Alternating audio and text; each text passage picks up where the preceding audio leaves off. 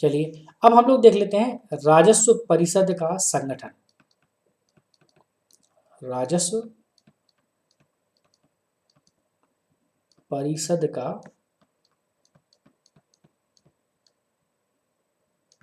संगठन।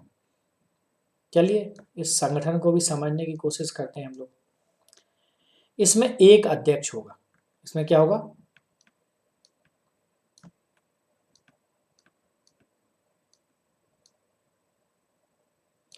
इसमें एक अध्यक्ष होगा, ठीक है। दो प्रशासनिक सदस्य होंगे।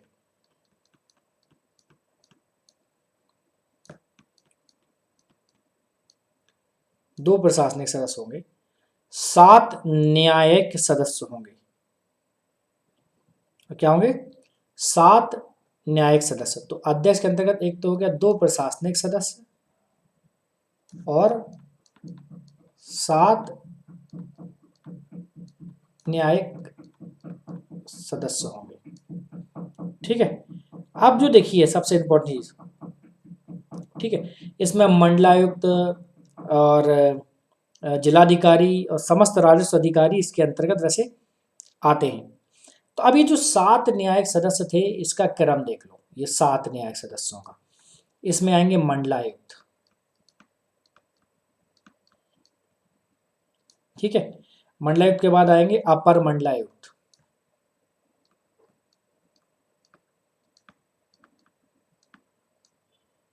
अपर मंडलायुक्त। फिर आएगा डीएम, आपका जिलाधिकारी। फिर आएगा अपर जिलाधिकारी। अपर जिलाधिकारी को इसलिए रखा गया ताकि वो डीएम की हेल्प कर सके। तो मैं अगर ऐसे एक निशान बनाऊं तो वो डीएम की हेल्प, ऐसे अपर मंडलायुक्त मंडलायुक्त की हेल्प के लिए बनाया गया, समझिएगा। फिर आएगा उप जिलाधिकारी, उप जिलाधिकारी आएगा, ठीक है। उप जिलाधिकारी के बाद कौन आएगा? आएगा नायब तहसीलदार,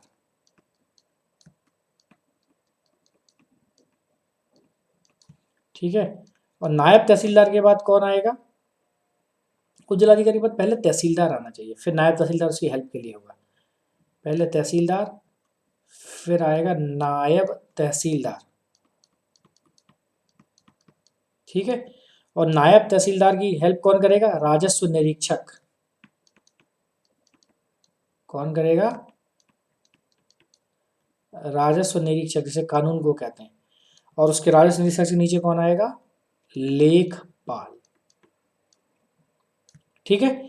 तो ये मंडलायुक्त से प्रोसेस शुरू होती है और लेखपाल तक जाती है, ठीक है। तो ये 7 न्यायिक सदस्य होंगे। मुख्यालय लखनऊ में होगा, उसके नीचे फिर मंडलायुक्त होंगे, मंडलायुक्त के बाद फिर अपर मंडलायुक्त होंगे, डीएम से होंगे, ठीक है। तो 7 न्यायिक सदस्य, इनका मुख्यालय कहाँ पर होगा? है ना, तो वो लखनऊ में होगा, वो लखनऊ में होगा। इतना आपको याद अच्छे से रखना है, ठीक है। जिलाधिकारी की हेल्प के लिए अपर जिलाधिकारी, फिर उसके बाद उप जिलाधिकारी, तहसीलदार, नायब तहसीलदार, राजस्व निरीक्षक और लेखपाल आते हैं। तो ये राजस्व परिषद का ये संगठन है, ठीक है। अब राजस्व विभाग के द्वारा कौन कौन से कार्य किए जाते हैं, खतौनी क्या होती है, कैसे खतौनी को निकालते हैं, तहसील दिवस पे कौन से काम होते हैं, तो हम लोग उनको भी देख लेते हैं। राजस्व परिषद का संगठन देखा, तो अब राजस्व विभाग के काम भी तो देख ले, ठीक है। चलो राजस्व विभाग के कार्य हमने वैसे तो हम लोग बात कर सके हैं। अब राजस्व विभाग जो सबसे इंपॉर्टेंट काम करता है वो काम कौन सा करता है? भूमि सुधार का काम करता है। भूमि सुधार कार्यक्रम के थ्रू वो काम किया जाता है, ठीक है। अब क्या हुआ, उत्तर प्रदेश राजस्व संहिता 2006 में ये बात की गई है। तो यूपी राजस्व संहिता 2006 आपको याद रखना है, याद रखना नहीं, आपको याद होना ही चाहिए। भूमि सुधार कार्यक्रम के लिए इसी के तहत काम किया जाता है कि कृषि योग्य भूमि पट्टे पर आवंटित करने के लिए, ठीक है, जो संघ के सशस्त्र बल में सक्रिय सेवा में रहते हुए जिनकी मृत्यु हुई हो, ऐसे व्यक्ति के परिवारजनों को पहली वरीयता दी जाएगी।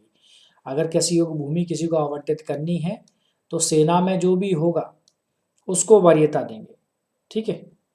कृषि योग्य भूमि किसको देंगे, अगर क्वेश्चन आए कृषि योग्य भूमि, भूमि पट्टे पर आवंटन, पट्टे पर आवंटन।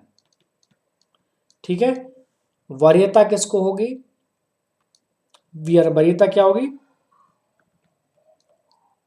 सशस्त्र सेना, सेना में मृत्यु के बाद उसके परिवार को। ठीक है। तो ये सरकार उसके सम्मान के लिए में करती है। ठीक है। या पूर्णतः विकलांग को दूसरी वरीयता, या फिर पूर्णतः विकलांग को दूसरी वरीयता। पहली वरीयता किसको, याद रखना है, पहली वरीयता आवंटन में इनको, दूसरी वरीयता इनको।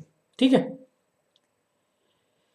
याद रखिएगा। अब दूसरी चीज जो भूमि सुधार कार्यक्रम में आपको याद रखनी कि अनुसूचित जाति जो है, या फिर अनुसूचित जनजाति, या फिर कोई ओबीसी वर्ग के सदस्य हैं, या फिर वो क्या है, बहुत गरीब हैं, पुअर हैं। ठीक है, गरीबी रेखा से नीचे आते हैं। ठीक है, बिलो पॉवर्टी लाइन, बीपीएल में आते हैं, कि जीवन यापन करने वाले व्यक्तियों और ग्रामीण कारीगरों के परिवारों को। ठीक है, वो सब आएंगे। किनको, जिनके पास ये बीपीएल में कोई भी आ सकता है, कोई भी, ये जनरल भी आएंगे, जिनके पास सामान्य जिनके पास क्या ना हो, पर्याप्त आवास ना हो, जिनके पास आवास ना हो। ठीक है, और उनको आवास उपलब्ध कराना, आवास ना हो तो फिर आवास उपलब्ध कराए जाएंगे, आवास उपलब्ध कराना। तो पूछ सकते हैं कि किस एक्ट के तहत करा जाएंगे, तो आप बोलेंगे यूपी राजस्व संहिता, यूपी राजस्व संहिता 2006 में एक धारा है 64 के तहत। तो आप याद रखिएगा 2006 में धारा 64 के तहत इन लोगों को, ठीक है, ये प्रोवाइड कराया जाएगा। चलिए, अब राजस्व में सबसे इंपॉर्टेंट जो रोल प्ले करता है ना, वो तहसील दिवस का बहुत योगदान है। ग्रामीण क्षेत्रों में तहसील दिवस को बहुत कायदे से और सही तरीके से मनाया जाता है। मैंने आपको बताया भी था कब मनाया जाता है। ठीक है, एनीबॉडी, कोई भी मुझे मैसेज करके बताइए कि तहसील दिवस कब मनाते हैं, कोई भी। अरे मैंने बताया था प्रत्येक माह के हर महीने पहले और तीसरे मंगलवार को। कब बताते हैं, हर महीने के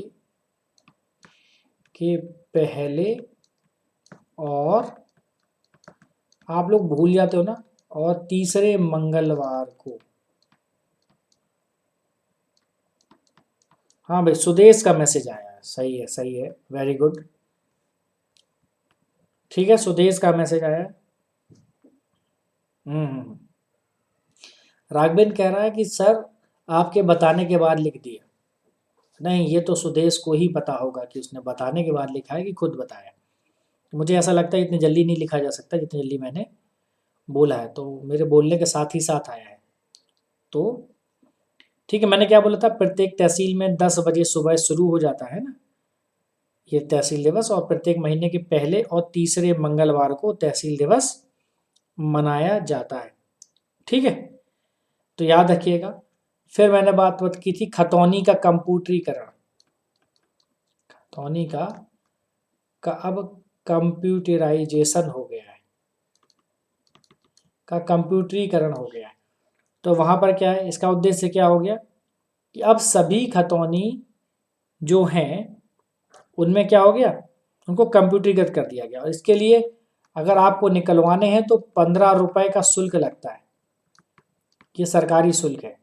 15 रुपए दीजिए और शुल्क देकर आप खतौनी निकलवा सकते हैं।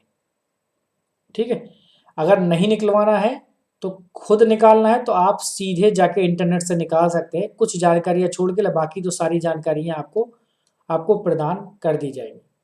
ठीक है, लेकिन सरकारी वाद विवाद के समय पर वो गवर्नमेंट ऑफिस वाली खतौनी को ही मान्य माना जाता है। इतना आप थोड़ा सा ध्यान रखें कि वही वाली ली जाएगी। ठीक है, तो इसके तहत यूपी में लगभग जितने भी तहसीलें हैं उन तहसीलों में सभी ग्रामों की खतौनी के कार्य को कंप्यूटरीकृत कर लिया गया है। ठीक है, खतौनी से याद आया, हमने आपको बताए थे कि खतौनी में कुल कितने खाने होते हैं। खतौनी में 13 खाने होते हैं, लेकिन शायद मैं आपको खसरा में खाने कितने होते हैं, खसरा में खाने, ठीक है, ये शायद मैं आपको 22 बता गया था, वो 21 होते हैं, 21 खाने होते हैं।